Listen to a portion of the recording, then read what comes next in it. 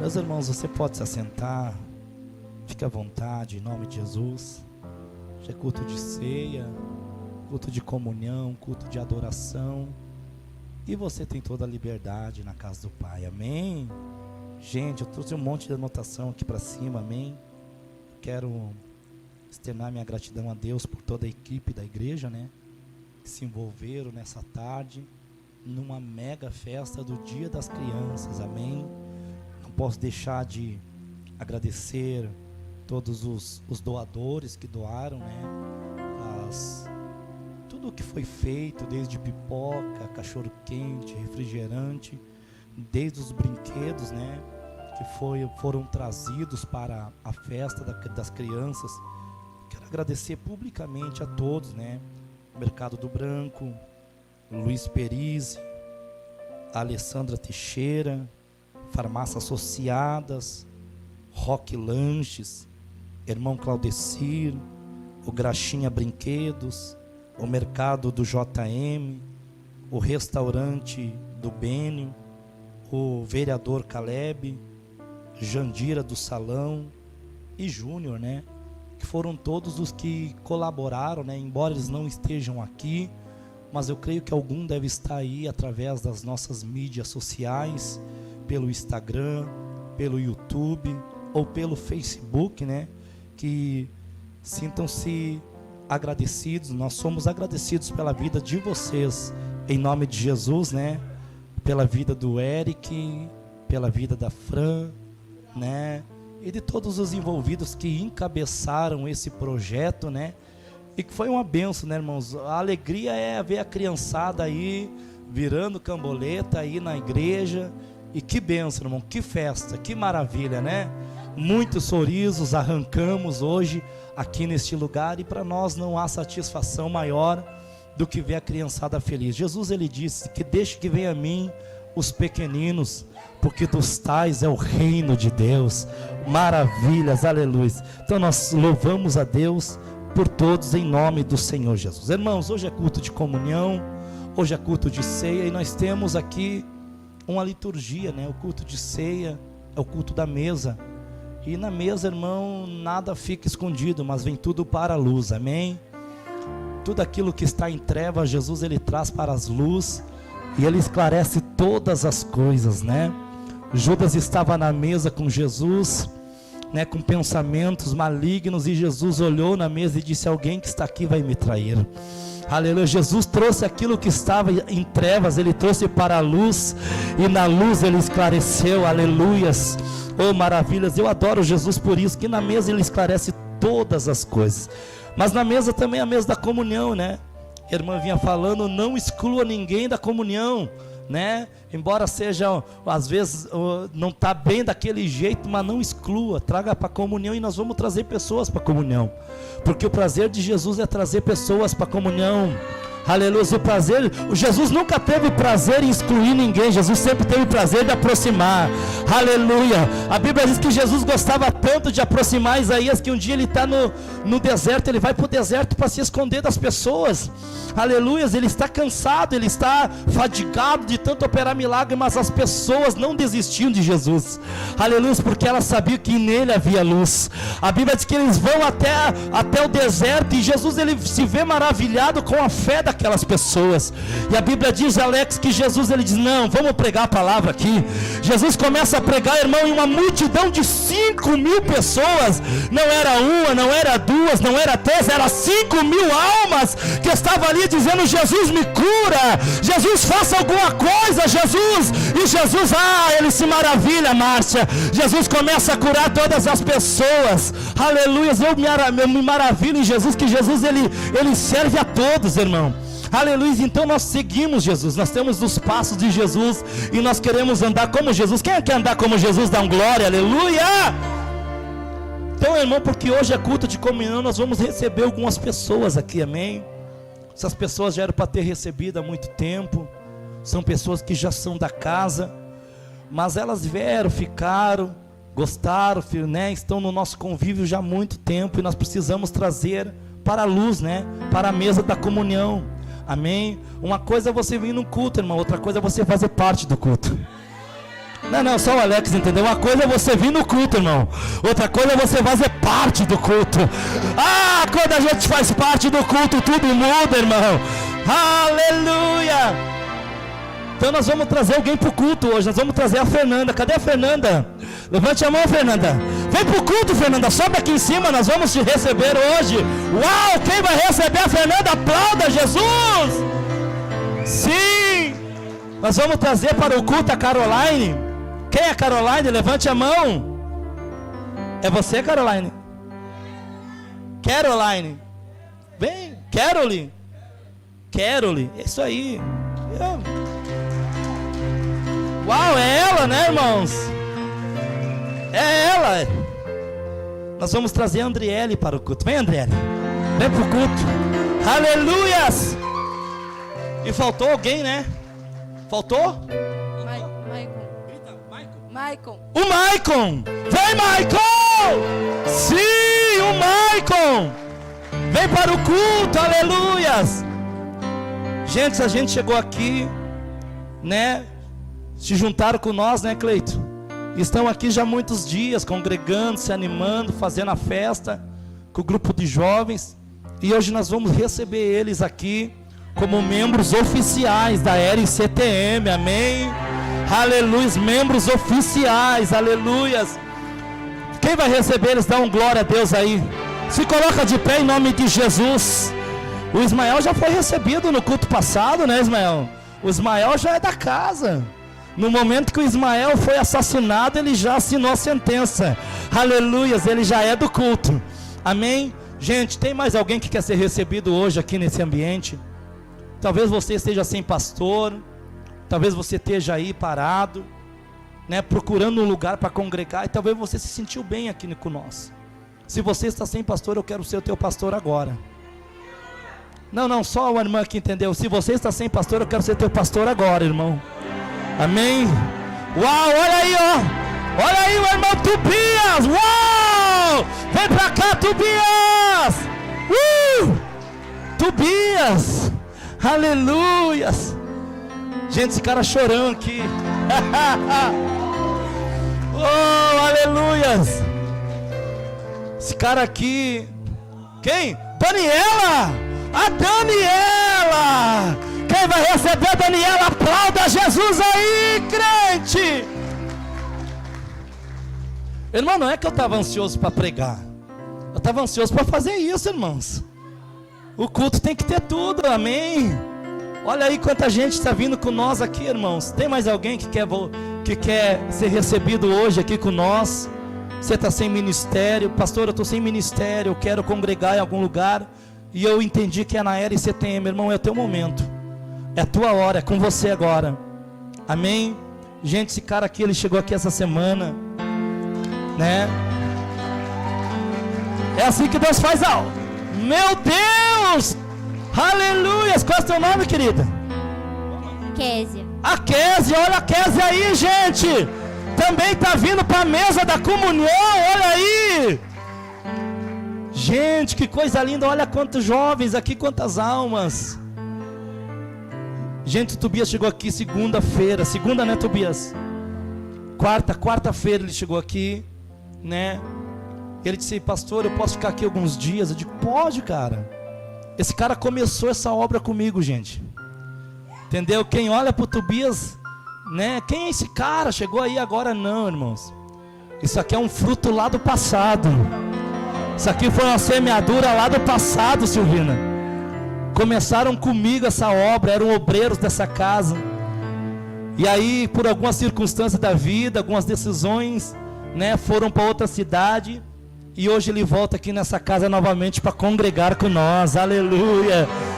Para continuar a boa obra do Senhor nesse ambiente. Aplauda com vontade, querido. Eu digo, Tobias, Tobias, você está de cabelo branco, mas tu não muda o teu jeito, continua chorão. Eu conheci ele chorão e ele continua chorando, ele não muda o jeito dele, mas é um cara muito simples, muito humilde, que temos muita alegria no coração em te receber aqui. Como que a Renascer recebe os nossos membros aqui? Levante sua mão direita para o céu mais alto que você puder, e você vai gritar bem alto comigo para eles escutar. Diga assim: Sois bem-vindos em nome do Senhor Jesus. Amém. Sejam bem-vindos em nome do Senhor. Seja bem-vinda, querida. Amém. Seja bem-vinda, seja bem-vinda. Daniela, seja bem-vinda. Missionária Daniela, aleluia, seja bem-vinda em nome de Jesus. Cumprimente eles. Pode descer, queridos. Amém. Em nome do Senhor. Aleluias, cumprimente eles ali na descida, no nome do Senhor, aleluias. Sim, cumprimente eles estão chegando na casa, aleluias. A nossa alegria é ver isso, irmão, é pessoas chegando na casa e se alegrando conosco nessa festa maravilhosa que se chama RCTM, essa casa que Deus tem nos dado, que tem nos abençoado, aleluias.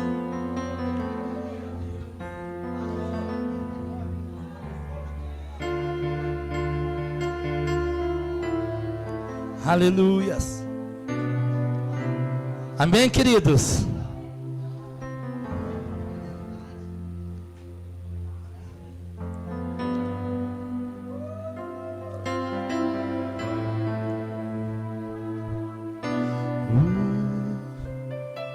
Amém, gente? Pode se assentar agora, fica à vontade. Você está na casa do Pai, hoje é culto de comunhão. Pastor, porque tu recebeu eles antes da palavra, irmão? Porque daí tu já recebe o cajado da noite. Amém? Né? Se fosse depois, aí talvez dizia aquela palavra não serve para mim, né? Porque eu cheguei depois. Amém? Então tu já é da casa, aí tu já se acostuma com o ambiente. Amém? E Deus vai te abençoar. Gente, abra comigo sua Bíblia. Você que pode sentado mesmo, fica à vontade. Fica bem à vontade. Você que não tem Bíblia, acompanhe no Data Show. Livro de 1 aos Reis de Israel. Livro de 1 aos Reis de Israel. Capítulo de número 13. Capítulo de número 13. E verso de número 24. Quero tentar ser mais breve possível. Hoje o nosso culto começou um pouco tarde, irmão. Nosso culto começou hoje às 6. Mas não é o nosso costume começar às 6. Nosso culto começa às 5 da tarde. Amém? Essas horas o culto já estaria acabado. Você estaria em casa, bem abençoado na presença do Senhor. Mas como nós tivemos a nossa festa das crianças, né, do dia das crianças, então nosso culto foi abreviado para as 6 da tarde somente hoje. Domingo que vem voltamos com a nossa liturgia normalmente às 5 da tarde, e é uma bênção do Senhor. Amém?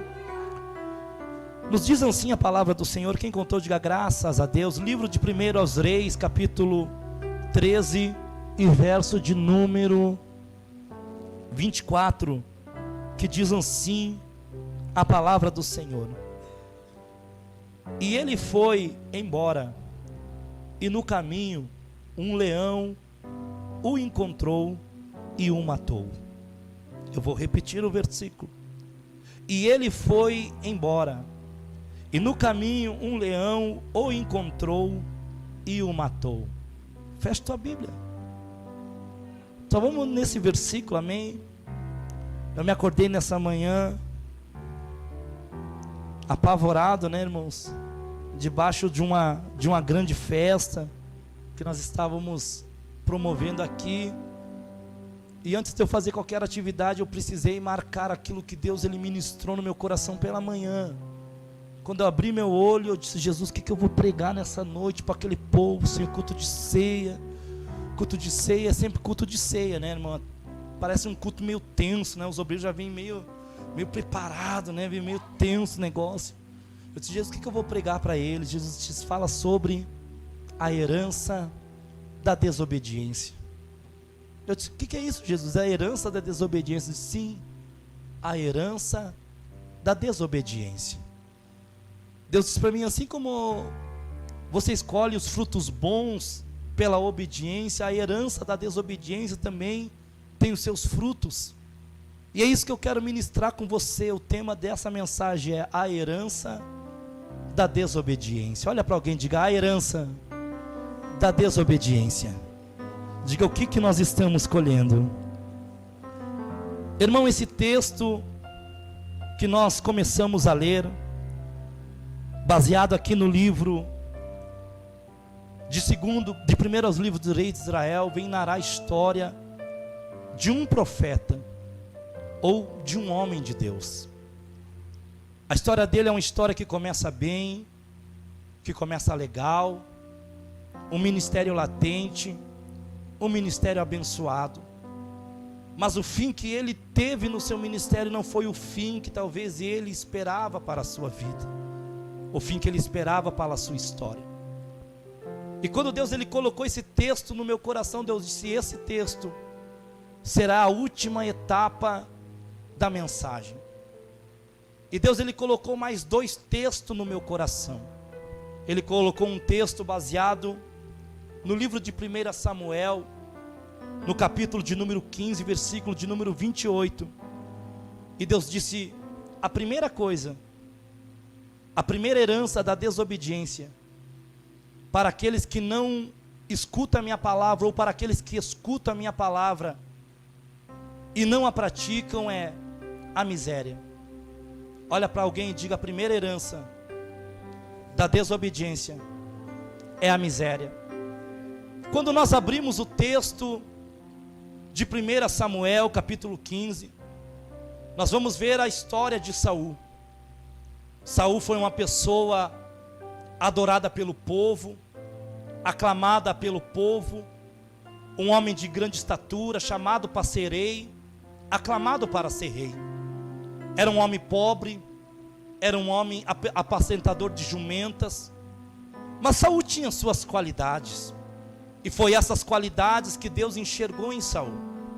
A qualidade de ser um ótimo líder, uma pessoa posicionada, um homem verdadeiramente de guerra, diz a palavra. Saul era um exímio lutador em batalhas, e a Bíblia diz que Deus nomeia ele como rei de Israel.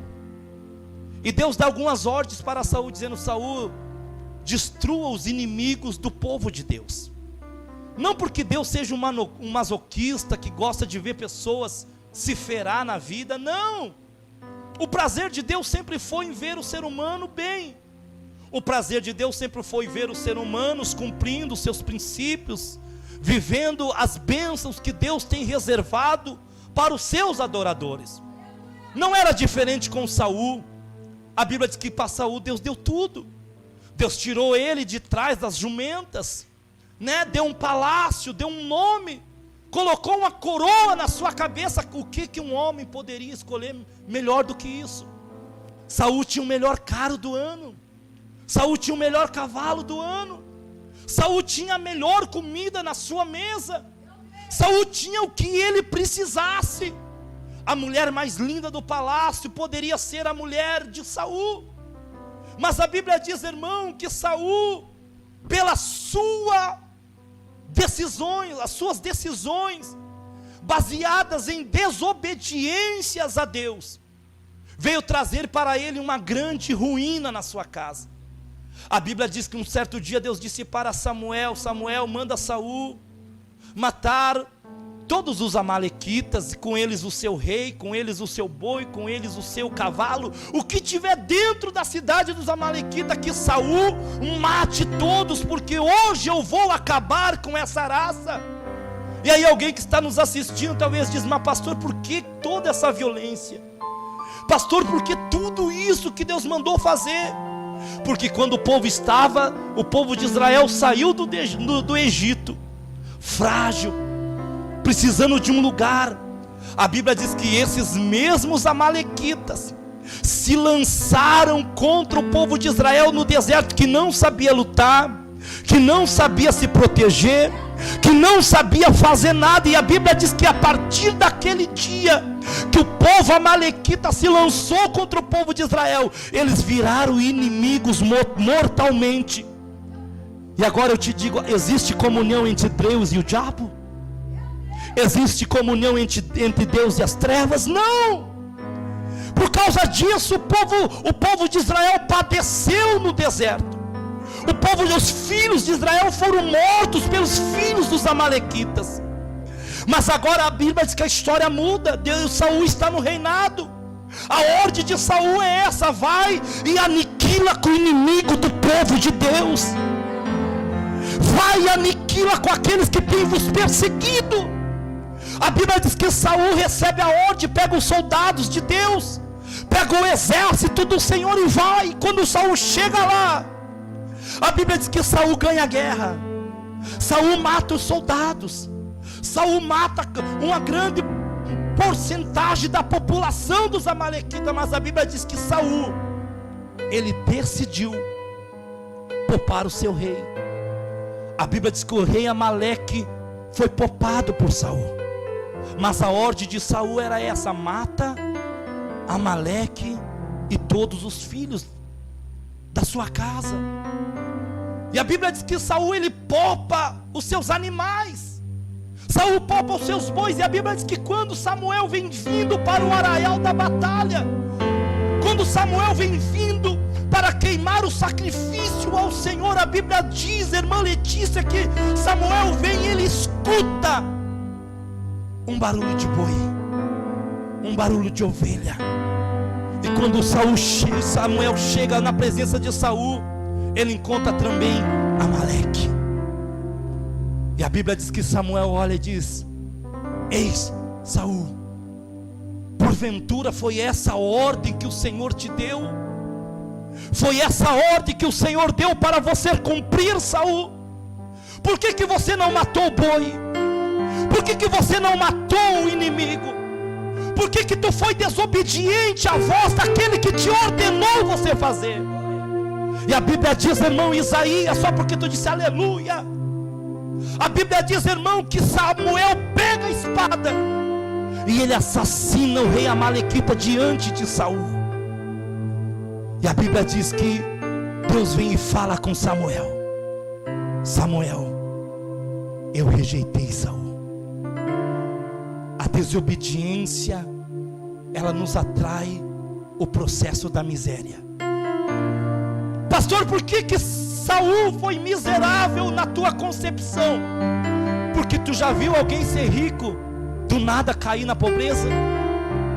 Alguém que tinha tudo, que vivia debaixo de uma obediência, e por causa de uma situação que ele toma, ele começa a perder tudo.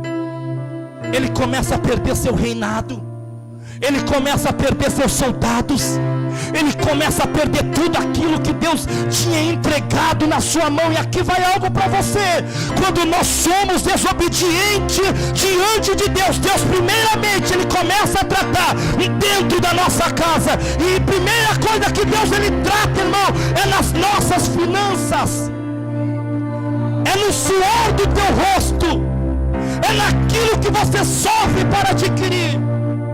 Porque o ser humano tem mania de ser materialista.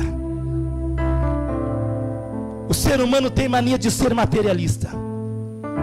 E a Bíblia diz que Deus diz para Samuel: eu rejeitei Saul.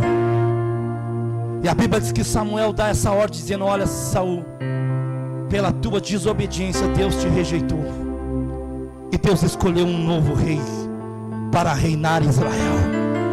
Quando Samuel está saindo da presença de Saul, observe que a desobediência, quando a gente entra no estado da desobediência, a pessoa não tem padrões, ela perde os padrões, ela se revolta, ela fica revoltada. A Bíblia diz que quando Samuel está saindo, ele agarra na túnica de Samuel, e a Bíblia diz que ele rasga a túnica de Samuel. Além de ser desobediente, tocou na vida do profeta. Além de estar debaixo de um jugo de desobediência, tocou naquele que não deveria ter tocado. Nunca toque naquele que Deus instituiu. E por causa disso, ele rasgou a túnica do profeta, e o profeta não se curou. O profeta virou para Saul e disse: Saul, como tu rasgaste a minha túnica, o Senhor também rasgou o seu reinado no meio. A partir de hoje, tu não será mais quem tu é. A partir de hoje, a unção que estava sobre a tua cabeça, ela se retira da sua cabeça, e todo o ouro que tu adquiriu, você vai perder tudo, Saul. A Bíblia diz que ele perde tudo. O tratar de Deus foi dentro da casa de Saul. A Bíblia diz que Deus não disse que ia castigar Saul com a morte. A Bíblia não disse que Deus ia castigar Saul com enfermidade. A Bíblia somente disse: eu estou tirando o teu reinado. Se Saul não fosse tão desobediente à voz de Deus, talvez a história de Saul seria outra. Talvez se ele não fosse tão desobediente, mas quando a pessoa está vivendo debaixo de um jugo de desobediência, ela vai escalando uma escada para a sua derrota. A partir daquele momento, Saul só começou a descer. Ele começa a perder seus soldados, porque a Bíblia diz que passando alguns dias, houve guerra entre os filisteus, e lá estava Golias. E a Bíblia diz que Golias desafiava o reinado de Saul, dizendo: não há um homem dentro de Israel que possa me desafiar. A Bíblia diz que os soldados estavam todos amedrontados. E a Bíblia diz que quando vem Davi para o campo de batalha, aquilo que Saul tinha de mais precioso, que era o nome dele na batalha, o homem conhecido como homem de guerra, ele perde na presença daquele que é obediente à voz de Deus. E aí tem alguém que diz: Deus não toma, pastor, aquilo que Deus dá. Deus toma. Se Deus te entregou algo, irmão, faça o melhor para Deus, antes que Deus ele arranque das tuas mãos e ele entregue na mão daquele que vai obedecer à voz de Deus. Saul perde os seus soldados, porque quando os soldados viram Davi matar o gigante, Davi foi aclamado como o melhor, o maior. E Saul ele perde tudo. Não deixa Deus, não permita Deus tocar nas tuas coisas. Não permita Deus tocar na tua casa. Não permita Deus tocar naquilo que você sofreu para adquirir por causa do fruto da desobediência. Ah, pastor, eu não faço porque eu entendo que é eu e Deus. Deus está falando: para de ser desobediente antes que eu comece a tocar naquilo que você mais gosta na tua vida. O primeiro tópico que Deus toca é no teu materialismo. Um homem que era rico perde tudo e passa a ser um dos mais pobres do reino. E ele cavou a sua morte. Mas o primeiro tópico é: a desobediência, ela gera miséria na nossa vida. E aí a gente vê no cenário do dia a dia, por que a gente às vezes fica padecendo, vivendo a mesma tecla? O cara está sempre estacando, vivendo sempre uma vida sofrida. Pastor, eu trabalho, eu adquiro, e eu não consigo, pastor, progredir. Talvez você está vivendo debaixo do jugo da desobediência. E o primeiro jugo que Deus toca é a miséria. Deus permite que nós perdemos aquilo que nós amamos. E Deus disse: o segundo tópico, todo fruto da desobediência é a enfermidade. Quando a pessoa ela é tão desobediente a Deus, que Deus ele olha e ele analisa aqui, tocando nas finanças não adianta, tocando na casa não adianta, tocando no automóvel não adianta. Entra a segunda fase da desobediência. E a segunda fase da desobediência é a enfermidade. Olhe para alguém e diga: a desobediência, ela gera a enfermidade. Não, melhora essa fase, diga: a desobediência, ela gera o jugo da enfermidade sobre as nossas vidas. Pastor, eu não entendi. Quando a miséria não bastou, quando a prova das portas fechadas não bastou, aí Deus entra para a segunda fase, a fase da enfermidade. E às vezes a gente não entende: Deus, por que eu estou enfermo? Deus, por que está acontecendo isso comigo? Pastor, existe algum tipo de amparo bíblico para isso? Pastor, existe. Números, capítulo de número 12. Números capítulo 12. Deus colocou essa palavra no meu coração. A desobediência, ela gera enfermidade. E eu fui dar uma observada no livro de Números, no capítulo de número 12, versículo de número 9, o que estava falando o texto.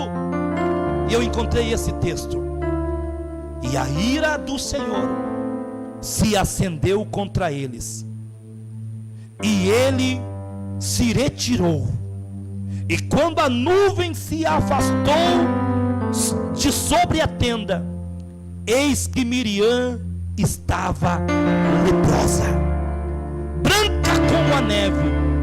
E Arão olhou para Miriam, e eis que ela estava coberta de lepras. E Deus disse: a desobediência, ela gera a enfermidade. No texto de Miriam, todo mundo conhece o texto. A Bíblia diz que Miriam não estava contente vendo Deus falar com Moisés. Miriam não estava contente de escutar Deus falar com o profeta. E ela começa a questionar com Arão, dizendo: Arão, por que Deus só fala com Moisés? Arão, por que Deus só mostra para Moisés? E a Bíblia diz, irmão, que Moisés não estava na presença deles. Então a gente vê que o tratar da desobediência não vem pela mão do homem. O tratar da desobediência, ela vem pela mão de Deus. Já nunca você escutou aquele provérbio que diz: nunca toque no ungido? É real, é verdadeiro.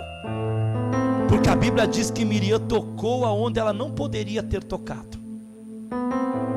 Ela falou do homem de Deus. Mas o interessante é que a Bíblia diz que Moisés não estava na presença deles. Mas quem estava lá na presença deles, pastor?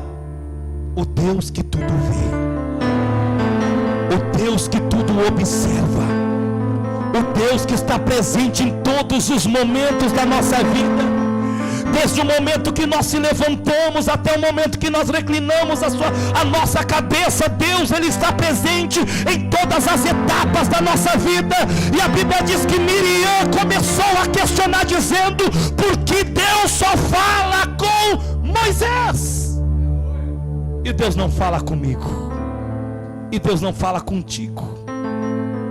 Será que tem algum problema com nós? Ou será que Moisés é perfeito de nós? E aquilo ali foi um sinal de desobediência para Deus. Porque o tratar não veio por Moisés, o tratar veio por Deus. A Bíblia diz que Moisés está na tenda do encontro, na tenda da congregação. E a Bíblia diz que a voz do Senhor veio a Moisés dizendo: Moisés, Moisés, chame Miriam e chame também Arão. Talvez Moisés, ele disse: hoje é o dia da bênção. Hoje é o dia que Deus vai derramar unção sobre Miriam. Hoje é o dia que Deus vai derramar unção sobre Arão. Hoje é o dia que Deus vai fazer um reboliço na tenda da congregação. Mas o Deus que tudo vê, chamou muitas das vezes, chamou Miriam e Arão para a ação do tratar dele. E eu ouso falar: nenhum homem se escapa da justiça de Deus. Nós escapamos da justiça do homem, nós escapamos da justiça da mulher, mas da justiça de Deus nenhum homem se escapa. E quando nós somos desobedientes, compulsivos, Deus, Ele tem as suas maneiras de tratar com nós, da mesma maneira que Ele tem as suas maneiras de honrar aquele que é humilhado, de honrar aquele que está sofrendo, de honrar aquele crente que é fiel. Deus tem as suas maneiras de honrar os obedientes, mas Deus tem as suas maneiras de tratar com os desobedientes. E quando nós somos desobedientes compulsivos, parece aquela pessoa que é perdida na droga, não consegue parar, é um erro atrás do outro. E aí Deus começa a tratar com a vida do ser humano, Deus começa a tratar com a vida do Idair, Deus começa a tratar com a vida da Osana, Deus começa a tratar com a vida do Juninho, e Deus começa a trabalhar na nossa vida. Deus chama Miriam e diz: vem para a tenda do encontro, eu quero conversar com eles. Agora Moisés não era mais o intermediador, agora Moisés não era mais ele que ia falar com eles, porque quando foge da mão do homem, entra a mão de Deus. Porque quando sai do controle do homem, aí é que entra no controle de Deus. E o texto é claro, o texto é claro, que a Bíblia diz que quando Arão e Miriam chegaram na tenda do encontro, o texto diz: e a ira do Senhor se acendeu contra eles. Aí tem alguns desinformados que dizem: não, pastora, eu sirvo um Deus de amor. O Deus que eu prego, pastor, é o Deus de João 3,16. Ele amou o mundo, pastor. Mas a Bíblia diz que em Números a ira do Senhor se acendeu contra eles. Então o mesmo Deus que tem amor no coração é o mesmo Deus que também dá lugar para a ira. E quando a ira de Deus vem, a justiça dele se manifesta. A ira de Deus não é nada mais e nada menos do que o cajado da justiça. É quando Deus começa a tratar com o seu povo, é quando Deus começa a tratar com o desobediente compulsivo, aquele que tem dificuldade de escutar a voz, daquele que tem dificuldade de se dobrar à vontade do Senhor. A ira de Deus se acende contra eles. E a Bíblia diz que Deus fala com eles. Moisés não intermedia. Eu disse: Deus, por que tu trouxe na presença de Moisés? Eu disse: Deus, tu poderia pegar Moisés lá dentro da casa dele, Arão lá dentro da casa dele, tu podia pegar a Miriam lá dentro da tenda dele, ninguém ia ver nada. E aí Jesus disse para mim: eu sou especialista de trazer tudo aquilo que está na treva para a luz, e da luz nada se esconde. Aleluia. Ele é especialista em desmanchar confusão, ele é especialista de desmanchar contenda. Mas eu disse: mas por que tu expôs eles? E Deus disse: porque Moisés não teve o direito de se defender.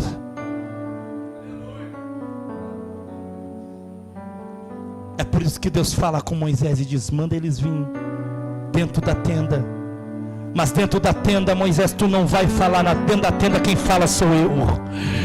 Dentro da tenda, Moisés, não é tu que vai falar. E dentro da tenda, Moisés, quem vai se manifestar sou eu.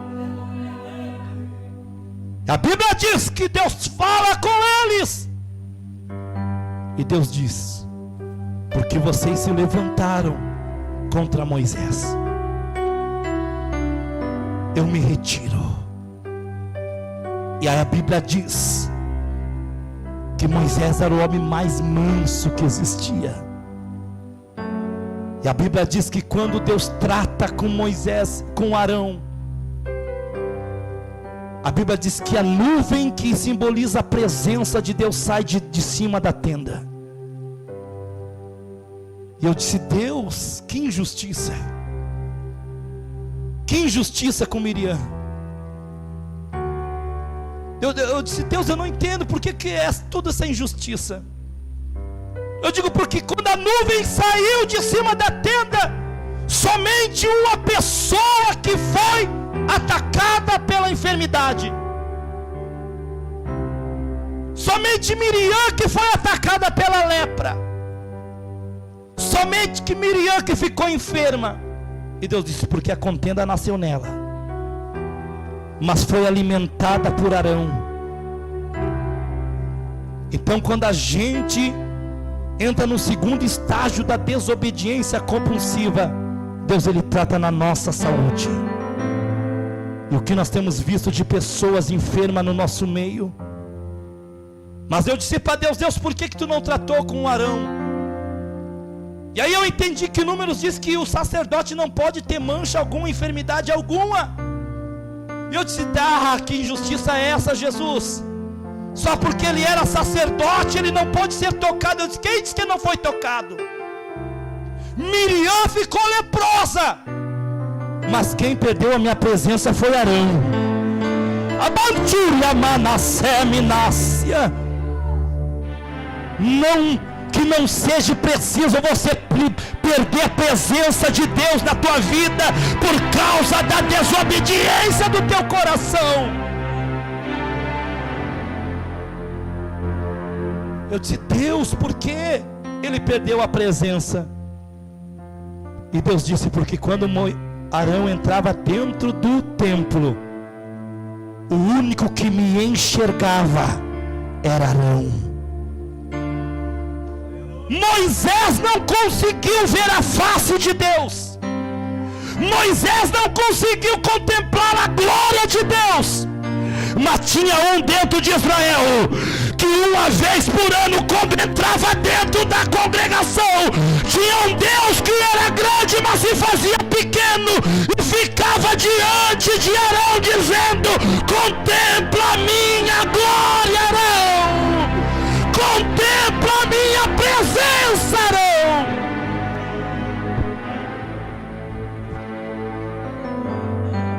E aí eu cheguei à conclusão que a vencedora do duelo foi a Miriam, que ficou leprosa, mas não perdeu a presença, que foi atacada na saúde, mas não perdeu a presença. Que não precise Deus tocar na tua vida, na tua saúde, tocar na tua espiritualidade, para você se dobrar debaixo da mão onipotente do Senhor. O jugo da desobediência é enfermidade. Quando nós somos desobedientes compulsivos, primeiro Deus toca nas nossas finanças, na miséria, Ele faz nós se dobrar.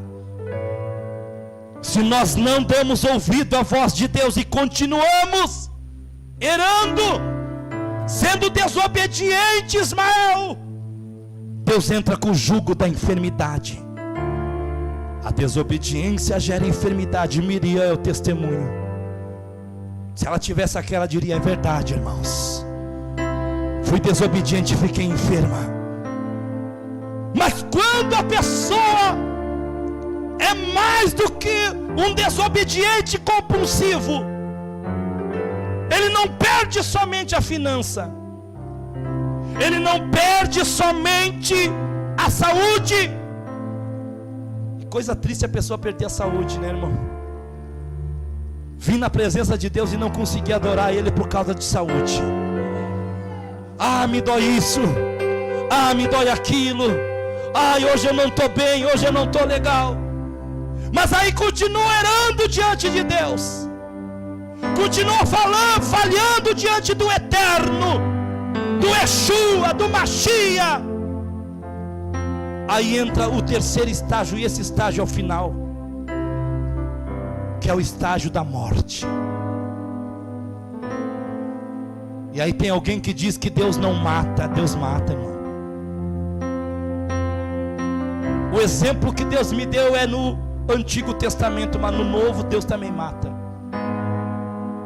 No Antigo Testamento, a Bíblia diz que lá está um profeta ou um homem de Deus.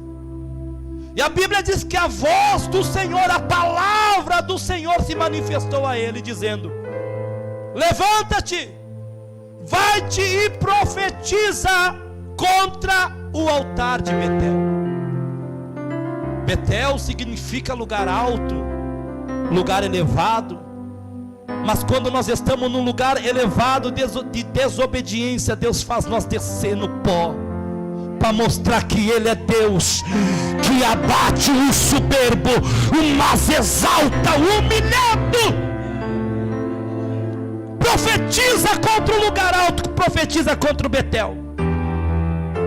Vai e diga: Betel, porque tu aceitaste os ídolos, o altar se fenderá. Mas a instrução de Deus para o homem de Deus foi essa. Mas tem um porém: só profetizar não basta, tem que obedecer. Porque tem gente que gosta de profetizar, mas não gosta de obedecer. Porque tem profeta no nosso meio que gosta de pregar, mas não gosta de obedecer.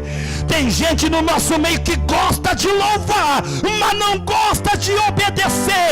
E Deus trabalha com princípios. E o primeiro princípio para nós ser um homem de Deus é a obediência. Homem de Deus que não obedece, tu não é homem de Deus, tu está feio na foto. Tu está com a tua fita queimada diante de Deus. Deus disse: vai e profetiza, mas antes de profetizar, escuta. Você vai, você profetiza contra o altar de Betel, mas você não fica em Betel. Você não volta pelo caminho que tu veio até Betel. Você não toma água dentro de Betel. Você não come dentro de Betel. Era Deus dizendo: não faça aliança com o inimigo, não faça aliança com o adversário. Libera a palavra e vai-te embora. Libera a palavra e sai do meio do grupo. Libera a palavra e sai do meio da contenda que eu vou tratar.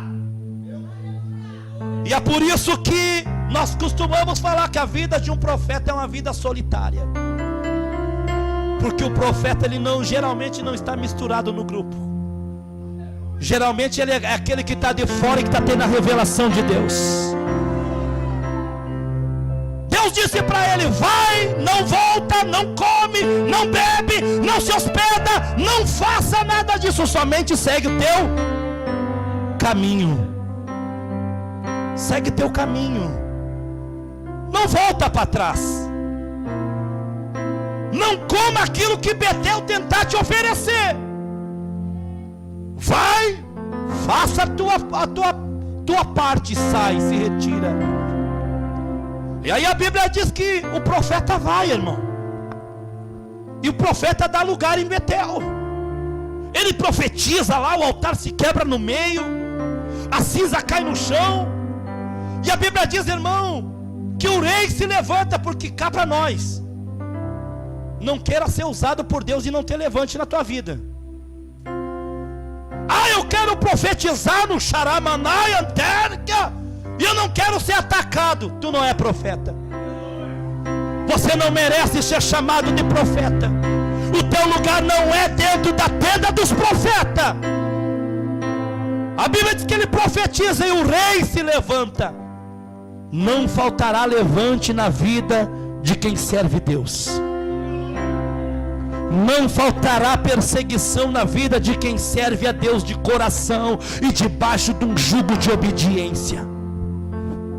O rei estende a mão contra o profeta. Ah, irmão, eu volto a repetir: não toca em quem você não deve tocar. Não levante a tua mão contra quem você não deve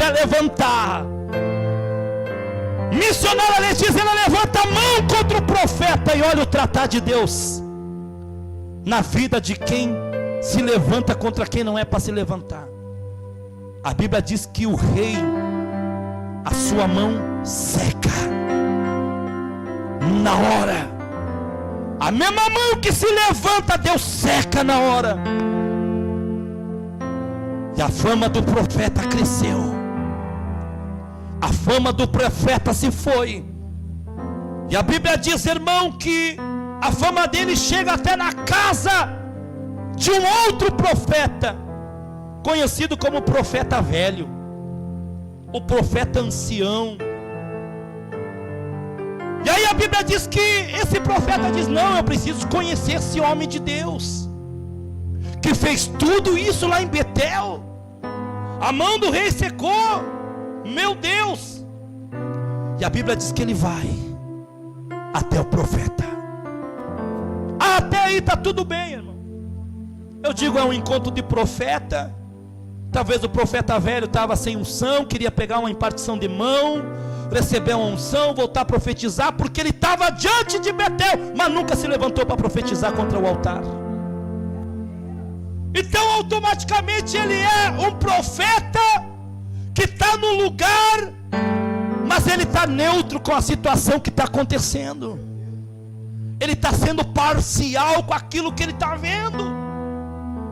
E a palavra de Deus não vinha a ele, Deus trouxe alguém de fora. Há momentos que Deus faz isso, tem que trazer alguém que está de fora para consertar aquilo que está dentro. Há momentos que Deus ele arranca quem está lá fora e ele traz aquilo para consertar aqui dentro. E é por isso que aí Jesus começa a trazer o jovem, Deus começa a trazer o irmão, Deus traz o Tobias de volta, Deus traz a Andriele, Deus ele começa a trazer os seus profetas novamente. Porque às vezes os profetas aqui estão dentro, estão vivendo uma vida de parcialidade. Eu estou vendo o que está acontecendo, mas desde que não seja comigo, está tudo bem. Conhecido como comodismo.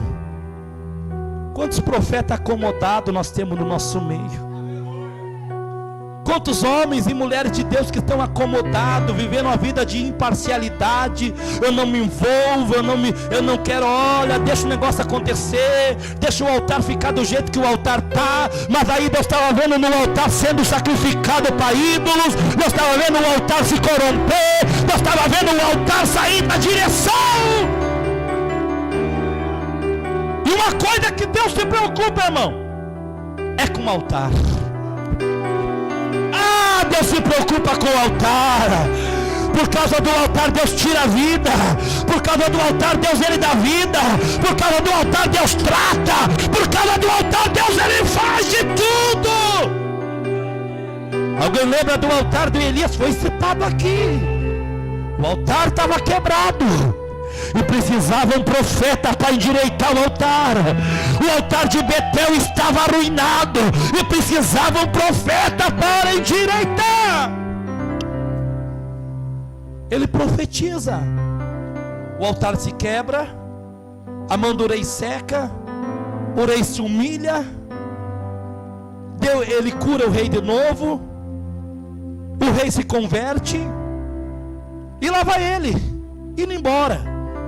Missão cumprida, estou tranquilo, meu ministério está fluente. Mas o problema do profeta, do homem e da mulher de Deus, a ruína da desobediência é quando vai para grupo. A Bíblia diz que lá vem o profeta velho, e lá vai o profeta novo, talvez cantando um hino no caminho, talvez cantando uma adoração a Deus. Meu Deus, Jesus me usou naquele culto. Jesus fez um negócio descer na terra. E a Bíblia diz que lá vem o profeta velho e é um encontro de profeta. E eu costumo dizer que aquele que não converte é convertido. E nós vemos essas duas balanças no meio do povo de Deus. Aqueles que têm capacidade de converter, mas aqueles que são influenciados para ser convertidos. E a Bíblia diz que ele era um profeta novo.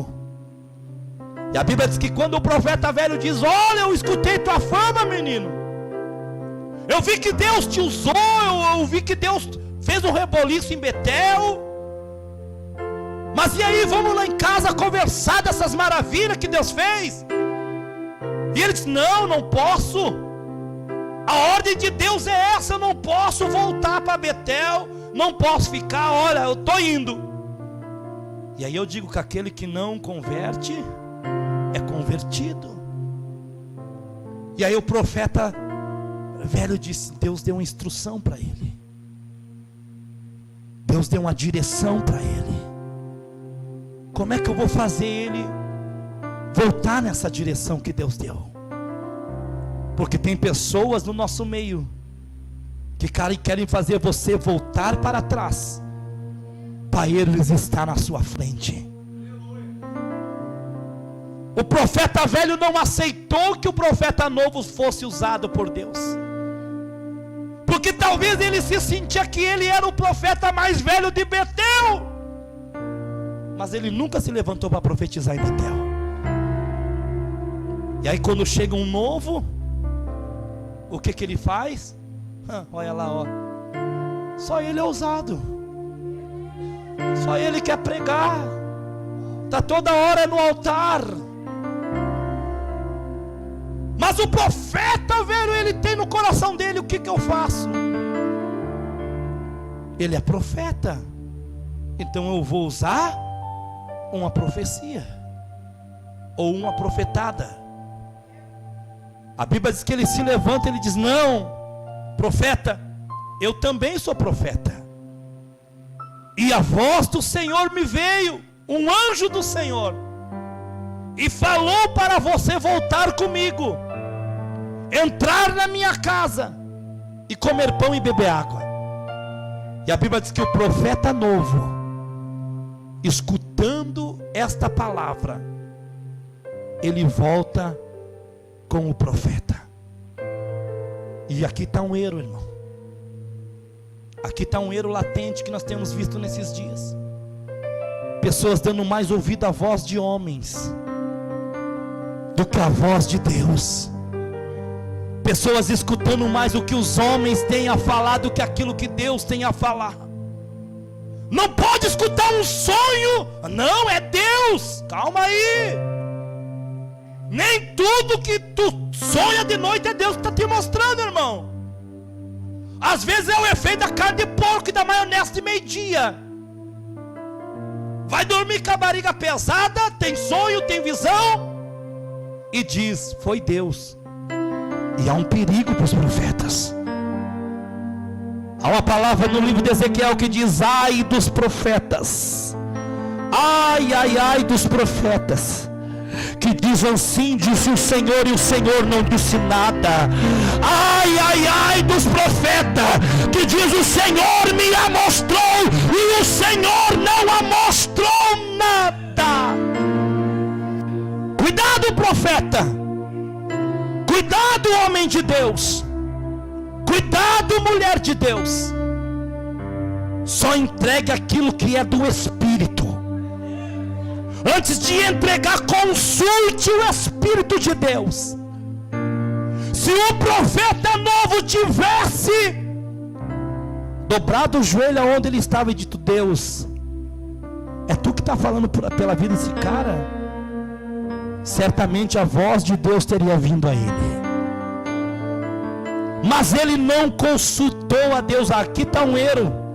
E o problema de muitos está caindo, e muitos está descendo, está morrendo espiritualmente. Por quê? O profeta se levantou e ele não consulta a Deus, não vai para a oração, não se dobra na presença de Deus, não faz prova com o Senhor. Eu amo Gideão, porque com Gideão eu aprendo a fazer prova com Deus. Gideão não conhecia Deus, irmão, não conhecia Deus na sua intimidade, conhecia Deus da história. E quando o anjo do Senhor vem e diz: Gideão, vai, livra teu povo, vai lá, Gideão, que o Senhor é contigo. Ele diz: o Senhor é comigo?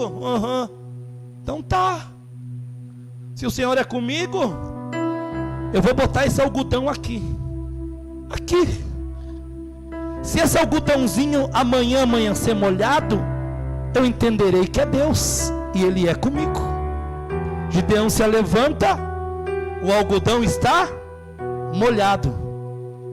E ele olha para o algodão, está molhado, mas pode ser o clima, pode ser uma eventualidade da noite. Eu vou fazer outra prova com Deus. Se esse algodão amanhã amanhecer seco, eu entenderei que o Senhor é comigo. Eu aprendo com Gideão que nós devemos consultar a Deus em todas as decisões que nós tomamos, para que nós não tomamos uma decisão baseada em rebeldia, para que nós não tomamos uma decisão baseada em desobediência ao Espírito Santo de Deus. Porque Deus, Ele diz que Deus não é Deus de confusão. Eu nunca vi Deus tirar alguém de um lugar para matar. Eu nunca vi Deus tirar ninguém de um lugar para ver aquela pessoa na pedra, no álcool, na droga. Nunca vi Deus tirar uma pessoa de dentro de um ambiente para largar ela desviada no mundo. As nossas decisões, muitas das vezes baseadas em desobediência, elas atraem essas consequências na nossa vida. A Bíblia diz que o profeta não consultou a Deus. A partir de hoje, você que gosta de uma profecia, ou você que às vezes é alvo de uma profetada, pelo amor de Deus, não seja menino espiritual, seja maduro na tua fé. Deus falou, chega em casa e diz: Deus, o profeta se levantou. Eu não estou aqui para julgar a vida de ninguém. Eu não quero saber se o profeta é isso, é aquilo, se a fama dele é essa, a fama dele é aquela. Eu quero saber se é você que tem falado comigo. Se é você, Jesus, se manifesta para mim.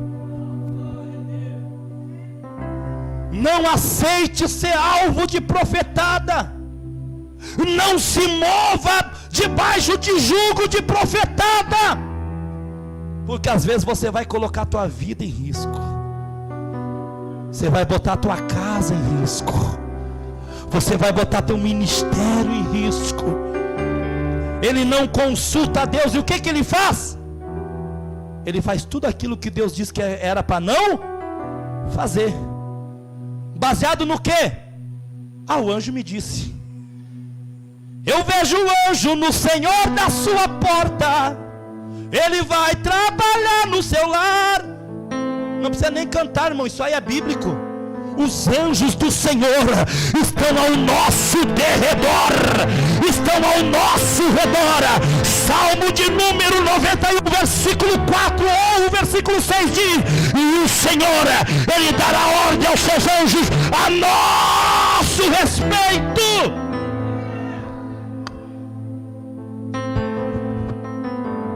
Eu falo porque eu já fui menino. Irmão, quando o profeta chegava e dizia: eu vejo um anjo na tua porta, eu digo: Depois que eu descobri que o anjo do Senhor está a todo momento comigo, essas profecias passam a ser comuns, porque eu aprendo que a profecia de Deus, a palavra de Deus, ela vem de três maneiras. A profecia, ela tem três estágios. E o profeta que não se enquadra nesses três estágios dessa profecia, eu preciso te falar algo de Deus aqui. Você precisa ler mais um pouco de Bíblia. Toda a profecia de Deus lançada pela boca do profeta, ela tinha essas três ações: ou exortação para trazer o povo para a presença de Deus, ou consolação para consolar o povo de Deus, ou restauração para restaurar algo que estava fora da direção de Deus. Profecia que não tem exortação, consolação e restauração não se enquadra às vezes no contexto bíblico. É culto de comunhão, irmão. E o culto da comunhão é o culto para os obedientes. Você pode dar glória, você pode dar aleluia. Ah, pastor, mas hoje eu estou descobrindo que a minha vida não está totalmente de acordo. É tempo para nós se corrigir. Um dia alguém me disse: pastor, por que você parou de profetizar? Quando eu te conheci, o Senhor pulava num pé só. Você era o cara da profecia, pastor. Eu digo, porque eu aprendi que eu tenho que ter mais temor de Deus e ler mais Bíblia. Eu disse, porque talvez por alguma profecia da minha vontade eu lancei alguém fora ao longo da minha caminhada, e isso aí eu vou ter conta com Deus naquele grande dia. Nunca é tempo de nós corrigir aquilo que está errado na nossa vida. Nunca é tempo de corrigir aquilo que está errado. Eu disse, eu preciso ser mais prudente. Jesus disse, seja humilde como a pomba. Eu preciso ter a humildade de uma pomba. E eu aprendi que a pomba não tem fel. É o único pássaro que não tem fel. O fel é aquilo que amarga a carne, amarga a alma, e a pomba não tem isso. Jesus disse, seja humilde como uma pomba.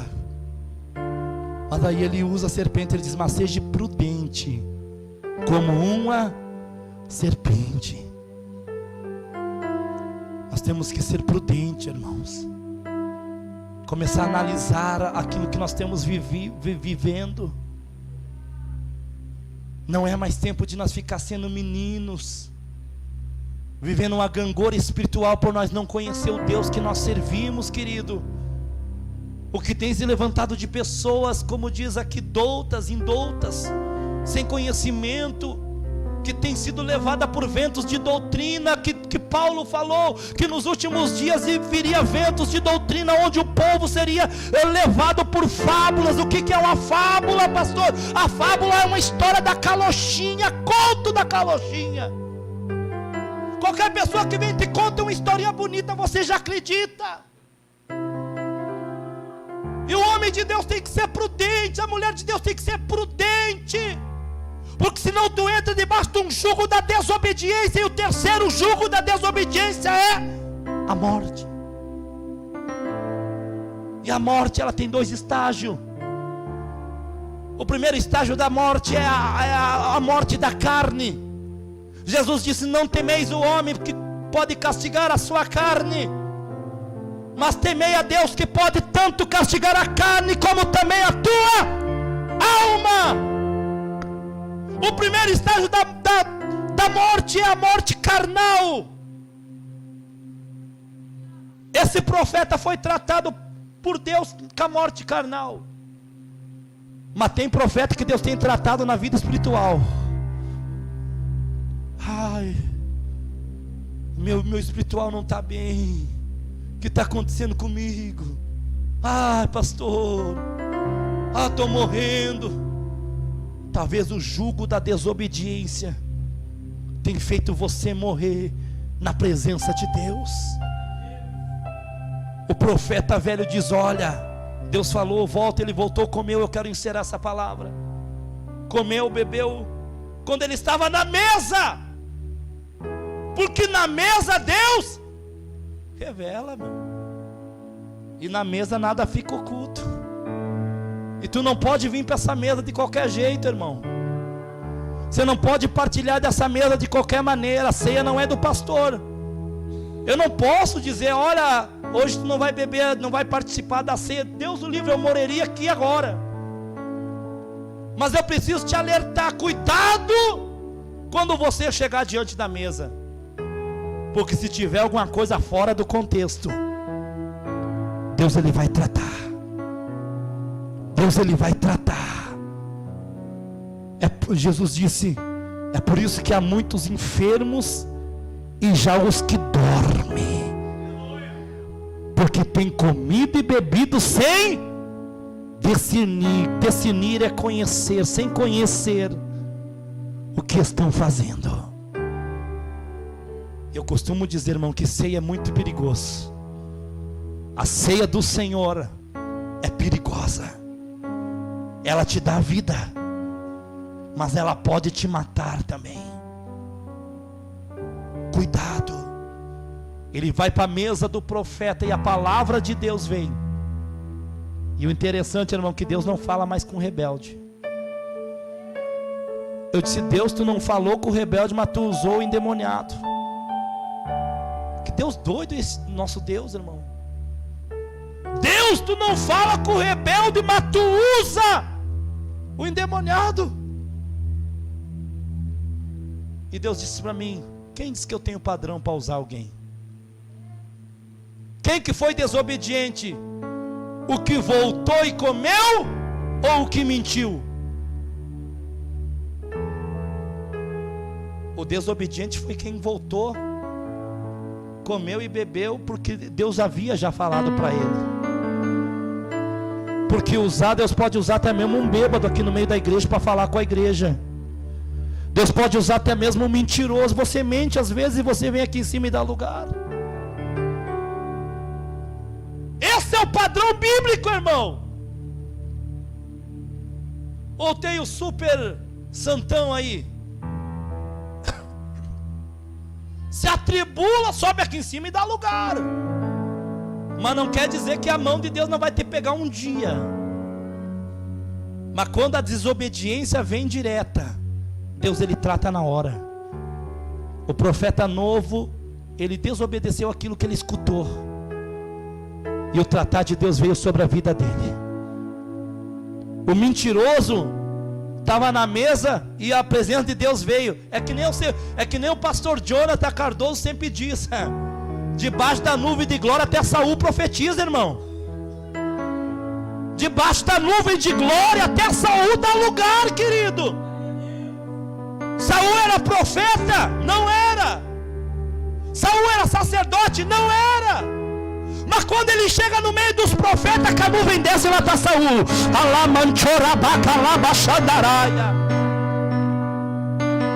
Debaixo da nuvem de glória Deus usa o mentiroso, o caloteiro. Debaixo da nuvem de glória Deus usa o desobediente. Deus usa. Mas o tratar de Deus vem. E isso que é perigoso. Quando o tratar, Cláudio, vem na nossa vida. A palavra de Deus veio para o mentiroso, o profeta velho. E o profeta se encheu de autoridade e disse, olhou na cara do profeta novo e disse: como tu foste desobediente a minha voz, hoje mesmo tu morrerás. E a Bíblia diz que ele se levanta da mesa, pega seu jumento e ele está indo pelo caminho. Ele está indo, meu Deus, eu me arrependi, meu Deus, o que eu fiz com a minha vida? Deus mandou voltar. Mas quando tu era, irmão, quando uma sentença de justiça for dada sobre a tua vida, quando uma sentença de justiça do céu for emitida sobre a tua vida, e não há bispo que te livra, não há oração do profeta que te livra. Você pode vir para a fila da oração do maior profeta de Farroupilha, não há oração terrena que te livra. O céu vai te cobrar. A Bíblia diz que Deus manda um leão. O leão se apresenta diante do profeta. E a Bíblia diz que o leão pula, agarra o profeta. Na cadeia animal, o leão é o predador. O leão é um exímio, pastor Marcos, exímio caçador. É o rei da selva, o maior caçador de tudo. Nada escapa do leão. O leão, na cadeia alimentar dele está o burro. O homem está elevado, o leão jamais vai atacar um animal maior do que ele. Por isso que o leão não ataca o elefante, porque o elefante é grande. Ele até tenta com aquela pescoçuda lá, mas é difícil, a girafa. Eu disse, Deus analisando o contexto histórico, tinha tudo para o leão estraçalhar o burro, porque o burro estava mais baixo, o bote ia ser mais certeiro na garganta, né? O leão ia se alimentar. Mas quando o céu emite uma sentença, não há nada que te livre da mão de Deus, não há nada que te livre da mão do Senhor. A Bíblia diz que o leão se apresenta e pula no profeta e estraçalha ele todo. Eu disse, agora para quebrar, Jesus. Eu leio, eu me apavoro com Jesus. O leão estraçalhou. O leão senta, não come, fica olhando o profeta morto. E eu disse, Senhor, e o burro? Eu me preocupei com o burro. Eu disse, Jesus, e o burro, Jesus? Jesus disse, o burro ficou ali, porque a sentença não era sobre o burro, a sentença era sobre o profeta. O nosso Deus é o Deus que abre a boca do leão, mas o nosso Deus também é o Deus que fecha a boca do leão. A Bíblia diz que está lá Daniel dentro da cova. O leão dormiu a noite inteira e Deus fechou a boca do leão, porque diante de um crente obediente, o leão pode até rosnar, mas ele não faz nada. Mas quando os perseguidores de Daniel foram jogados, alguém sabe essa história? O que aconteceu com os perseguidores? A Bíblia diz, e ela é clara, eles nem chegaram a cair no chão. Ninguém se escapa da sentença de Deus, ninguém se escapa da mão de Deus. Quando nós vivemos um jugo de desobediência, o terceiro jugo da desobediência, ele gera a morte. Que nós não precisamos morrer na mão de alguém, na mão de um demônio, na mão de um leão, na mão de qualquer coisa que seja, por viver uma vida de desobediência na presença do Senhor. O profeta cai ali morto, o burro fica olhando. Talvez o burro naquela hora se sentiu inteligente, mas ele ficou olhando o profeta caído ali. O leão ficou junto olhando ali. E se animal falasse, eles teriam falado: tu rateou, profeta. Não rateie, irmão, diante de Deus, para que tu não comece a pagar os preços da desobediência. Primeiro jugo, o que é? Miséria. A Letícia está no culto. O segundo jugo, enfermidade. Terceiro jugo, morte. Deus, ele trata com a sua igreja desta maneira. Que nós nessa noite venhamos colocar a nossa mão na nossa consciência. E se talvez algum desobediente está no nosso meio nessa noite, talvez alguém se enquadrou com essa palavra nessa noite, que você venha voltar, que você venha cair em si, venha fazer como o filho pródigo, e caindo ele em si, disse: levantar-me-ei e irei ter com o meu pai, e lhe direi: Pai, eu pequei contra ti. Aleluia. Que nós venhamos todos os momentos da nossa vida, quando nós orar, se humilhar na presença dele. Irmão, eu me sinto pecador, querido. Eu disse: Jesus, de todos da igreja eu sou o mais pecador. Eu disse: Deus, porque tu nunca me consumiu? Deus disse: porque quando tu peca, tu pede perdão e eu me arrependo. Aleluia. Talvez o céu pode até ter uma sentença, irmão, de justiça contra a nossa vida, mas quando nós temos a humildade de chegar na presença de Deus dessa maneira, dobrar os nossos joelhos e dizer: Deus, eu sou um pecador, Deus, eu me arrependo dos meus pecados. A Bíblia diz que o sangue que verteu na cruz do Calvário, ele nos purifica de todo o pecado. Que essa noite seja noite de você descer na presença de Deus e dizer para Deus: Deus, me purifica dos meus pecados, porque eu não quero mais viver o jugo da desobediência. Se coloca de pé, por favor, nessa noite. Sim, se coloca de pé, querido. Se coloca de pé, homem de Deus, mulher de Deus. Que nós venhamos caminhar pelo caminho da obediência com o Senhor, o caminho da retidão com o Senhor, porque senão não adiantará você ser profeta, não adiantará você ser bispo, não adiantará você ser profeta, ser apóstolo, ser pastor. Eu sou evangelista, eu sou o presbítero, eu estou em cima da média. Não, querido, ande no caminho da obediência, para que você não pague o preço. Oh, rabadarabachandarabaia. Oh, aleluia, aleluia.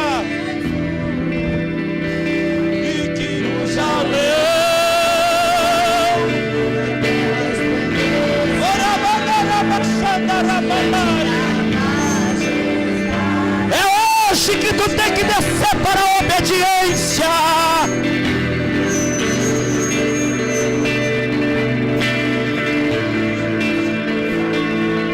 Começa a se consertar com Deus agora aí.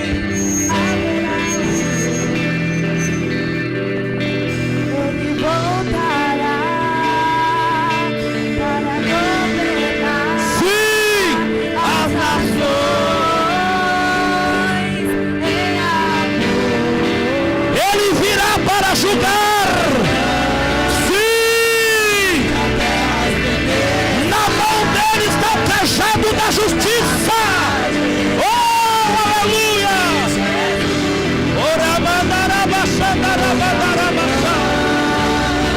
E que a terra estremeça diante da majestade de Jesus.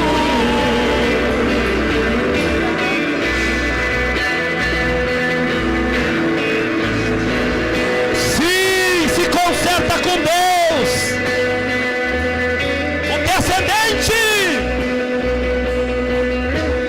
Descendente de Davi, o homem mais notado. Oh, ele ama a justiça, odeia a iniquidade. Você pode cantar isso? O descendente de Davi, o homem mais notado. Ele ama, ele odeia a iniquidade. Sim.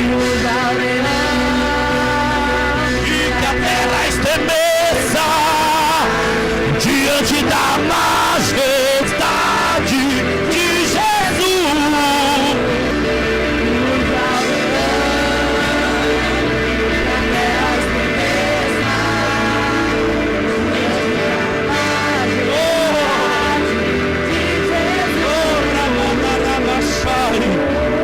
Eu sinto o temor de Deus neste lugar, nesta noite. Eu sinto o temor do Espírito aqui neste lugar, nesta noite. É noite de conserto no meio da igreja. É noite de endireitar as veredas da justiça na presença do Senhor. Meu irmão, não deixa ele te pegar. Não deixa Deus colocar a mão.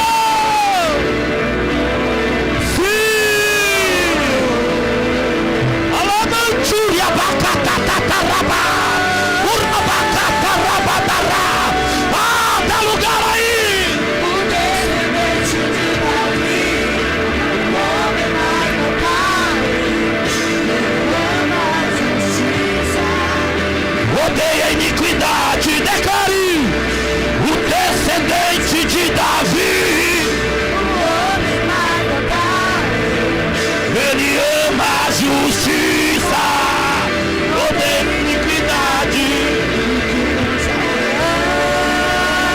está rugindo no meio da igreja, diante da majestade de Jesus.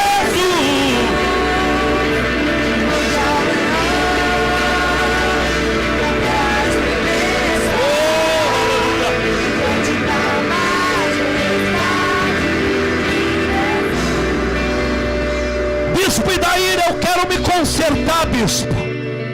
Eu preciso ir até a frente do altar. Não, você não precisa aparecer para o homem, você precisa aparecer para Deus. Ah, pastor, eu preciso me destrebuchar chorando na frente do altar. Não, você só precisa voltar o teu coração para Deus agora. É agora, meu irmão. É agora que você vai se ligar no Senhor. Eu não sei o que tem acontecido com a tua vida, eu não sei o que tem acontecido com a tua história, eu não sei o que você fez para atrair a justiça de Deus, mas é agora que Deus está dizendo: começa a se consertar, comece a clamar pelo sangue, comece a clamar pelo meu sangue, comece a clamar pela minha misericórdia. Clama, clama, se conserta com Jesus.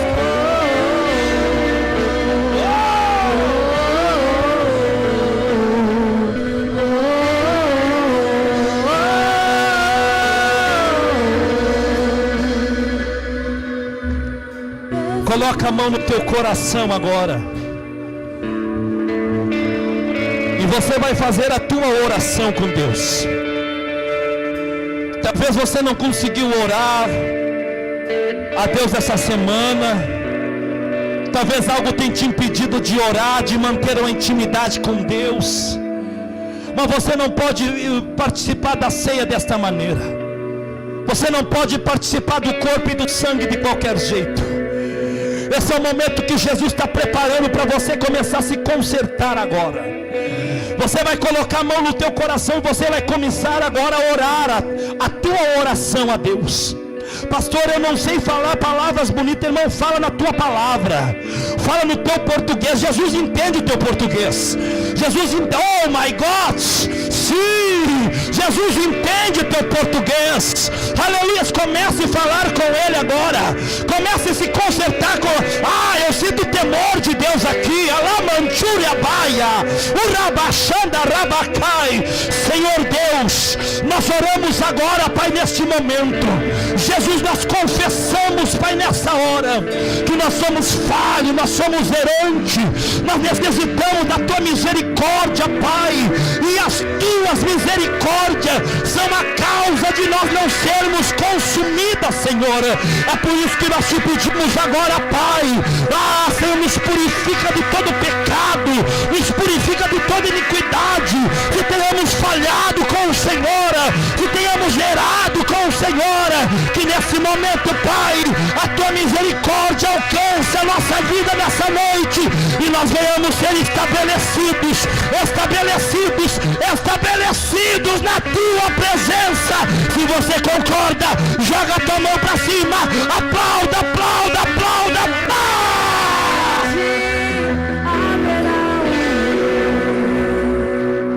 Aleluia. Doeu? Não. Agora nós vamos para a ceia. Amém. Eu creio que tu está consertado com Jesus. Reconheceu que talvez por alguma eventualidade da vida você foi desobediente, mas já está tudo certo. Jesus já te perdoou. Amém. Jesus já liberou perdão sobre a tua vida, sobre a tua história. E agora você vai partilhar do corpo e do sangue do Senhor. Agora você vai vir para a comunhão abençoado, na presença do Eterno. Já vou pedir para o pastor Marcos, para a pastora Mirelle se preparar para servir a ceia. Está na escolinha, amém? Então vou trocar o casal, amém, em nome de Jesus. Duas irmãs, hoje as servidoras vão, as irmãs que estão na escala, vem a Jane e a Sabrina. Aleluias. Sim, nós vamos entrar na ceia. As irmãs vão lá no banheiro lavar as mãozinhas, enquanto nós vamos adorar um louvor de ceia. Uau, sim, meu Deus.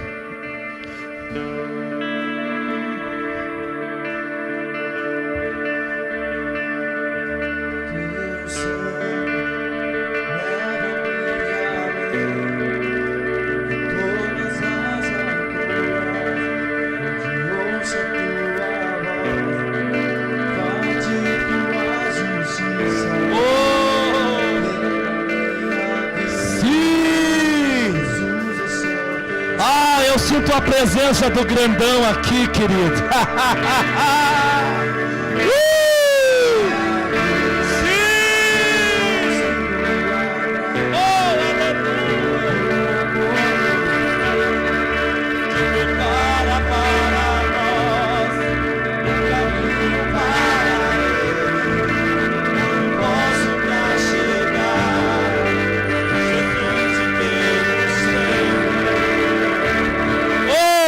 Está no meio da igreja.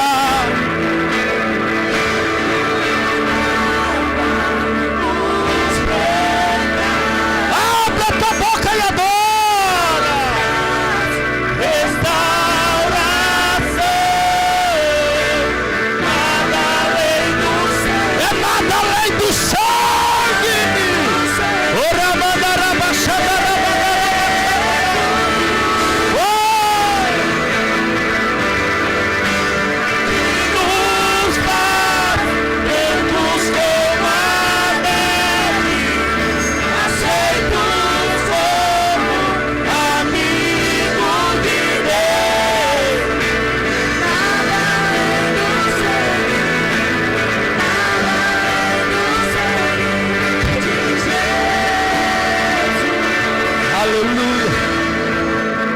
Falando em sangue, a palavra de Deus diz assim no livro de 1 Coríntios, capítulo 11, versículo 23.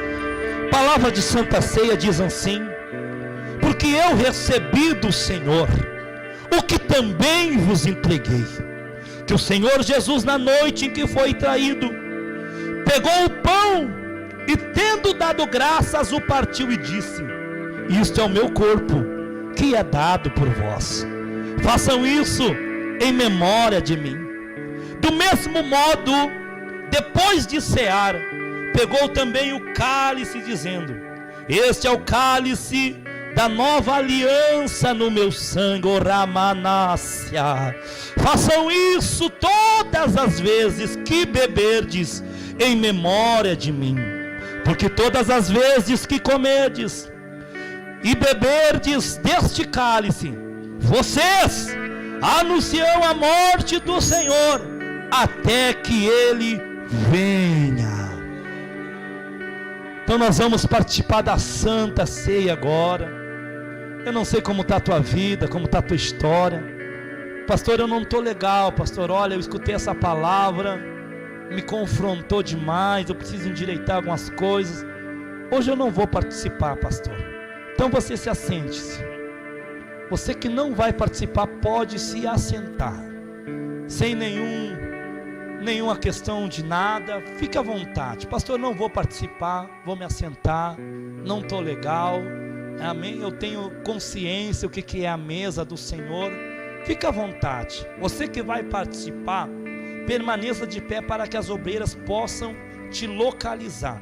Nós vamos orar pelo pão, pelo corpo do Senhor agora, com a nossa irmã diaconisa Sabrina, em nome de Jesus. Senhor, meu Deus e Pai, apresentamos a Ti, Papai querido, este pão, Papai querido, que simboliza, Pai, parte do Teu corpo, Papai querido e santo, que nós venhamos estar em comunhão contigo, Pai. Purifica, Papai querido, o nosso coração, Papai, renova a nossa aliança, Papai, contigo, Pai.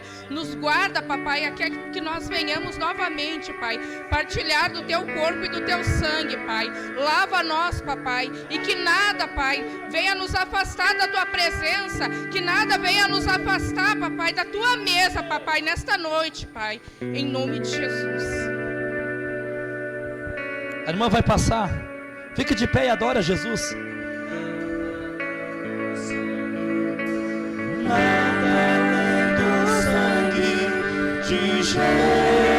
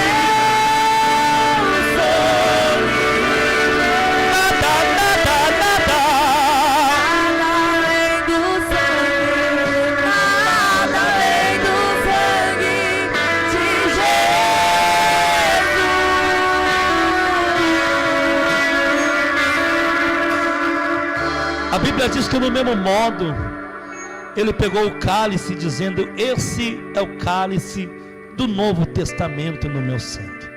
Façam isso toda vez que beberdes em memória de mim. Nós vamos orar agora com a diaconisa Jane pelo cálice do Senhor.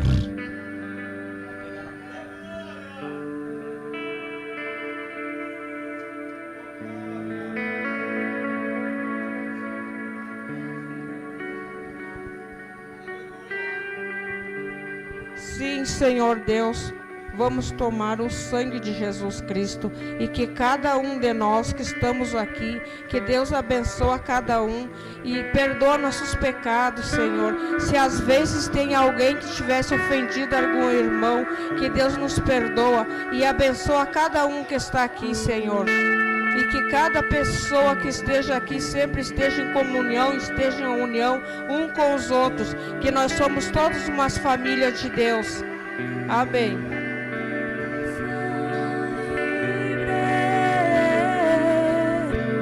Nada além do sangue, nada além do sangue de Jesus,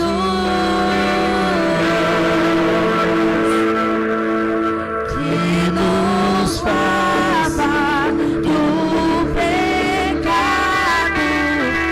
que nos traz restauração. Nada além do sangue, nada além do sangue de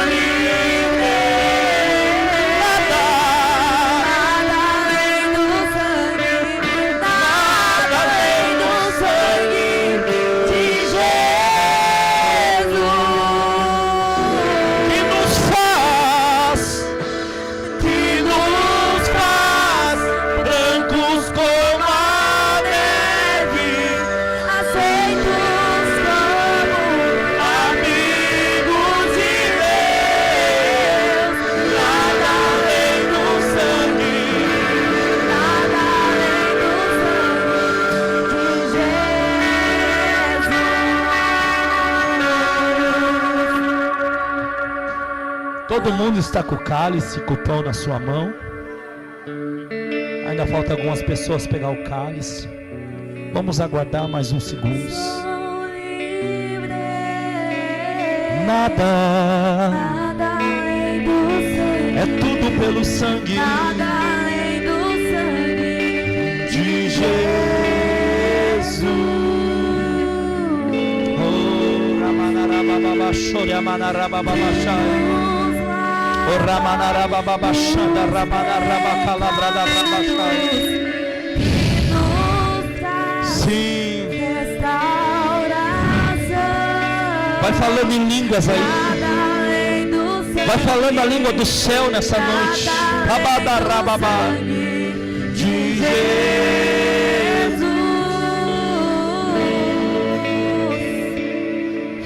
Rabadarababa.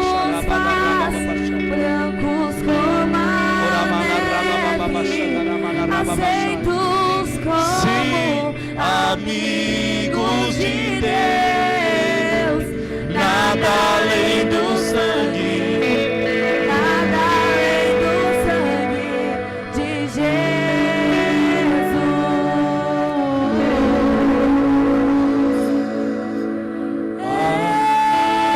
Eu sou livre.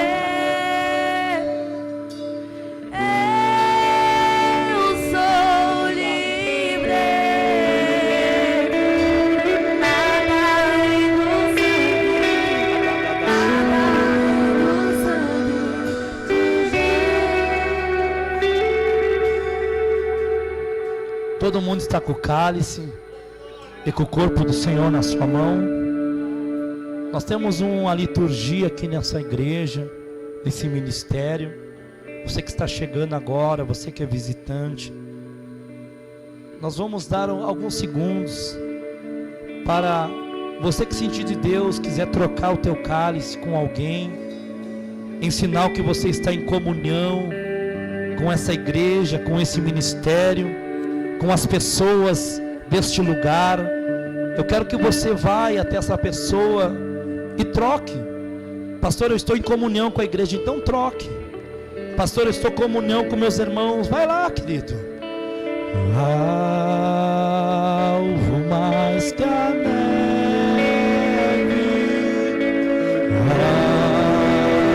alvo mais que a neve, se nesse sangue lavar. Ele está aqui. Sim, o cheiroso está no nosso meio.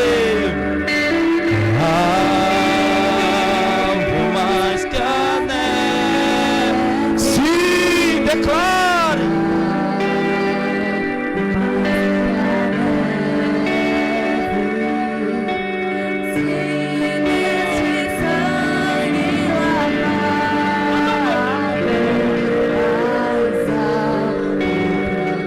Tendo feito isso, eu quero que agora, todos numa vez só, participamos do corpo e do sangue do Senhor e anunciamos a morte dele até que ele venha. Participe agora da ceia do Senhor Jesus.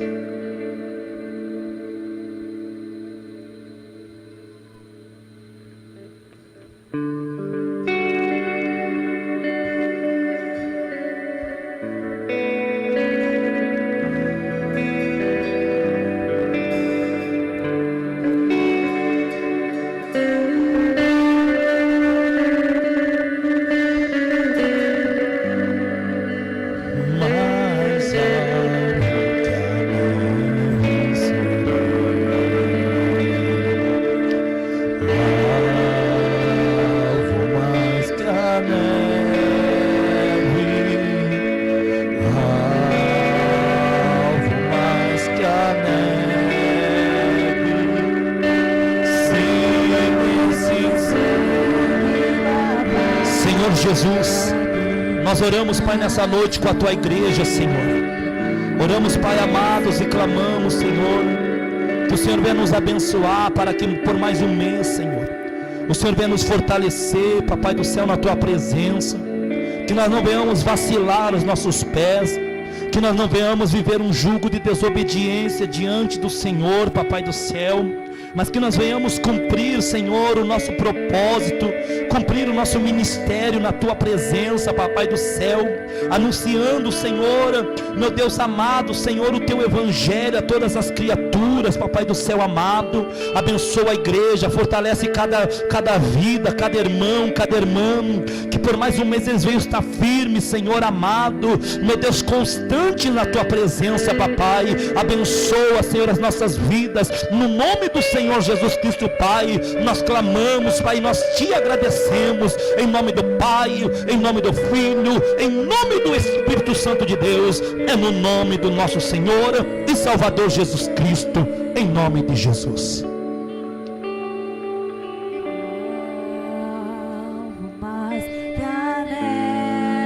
Oh, que comunhão, querido, que comunhão. Sim. Sangue